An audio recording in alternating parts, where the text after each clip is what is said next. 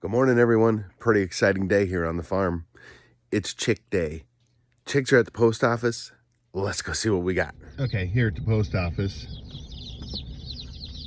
That's probably the coolest thing I've seen. Ghostbusters. Got some chicks. Got to get them home. They've had a long journey. Okay, so here we go. 32 made the trip. So that's pretty poor survivability rate for my liking. So I'll get a hold of the hatchery and they always make it right. But they're doing good. They're thirsty. They're finding the water, and I'll keep an eye on them, make sure that they're warm enough. And if not, I'll adjust the heat lamps.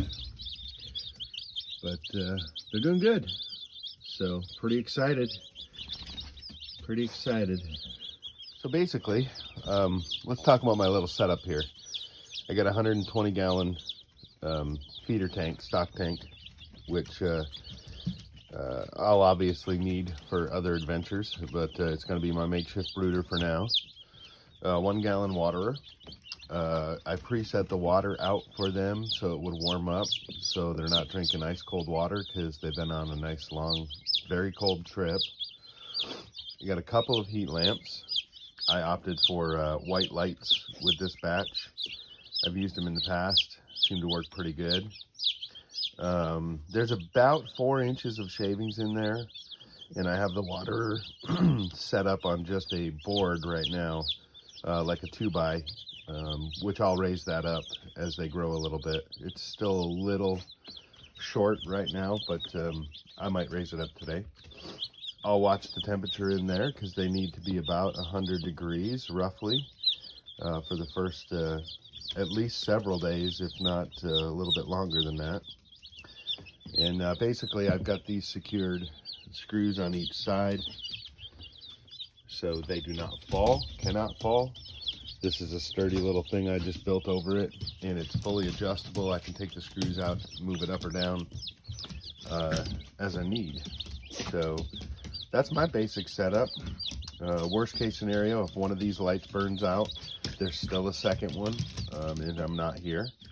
So they should stay plenty warm enough.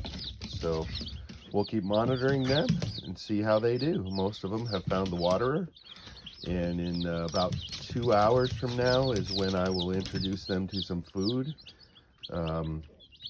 That's a trick I heard, and I'm going to give it a try. I haven't done that before, but I'm going to give it a try. It's supposed to increase or decrease mortality rates after you get them. So we'll see how that works, and we'll keep you posted. Now, I've been doing this a few days, and if you watch a chicken drink, a baby chick especially, see how they get some, and their head usually goes back like that guy's. That's how they drink. So typically, a lot of people put the waterers way too low. They should be at back level, so it's easy for them to get into them, get the water, and then tip their head back. You put the waterer down lower, it's harder for them to do that action. So there's a little tip for you.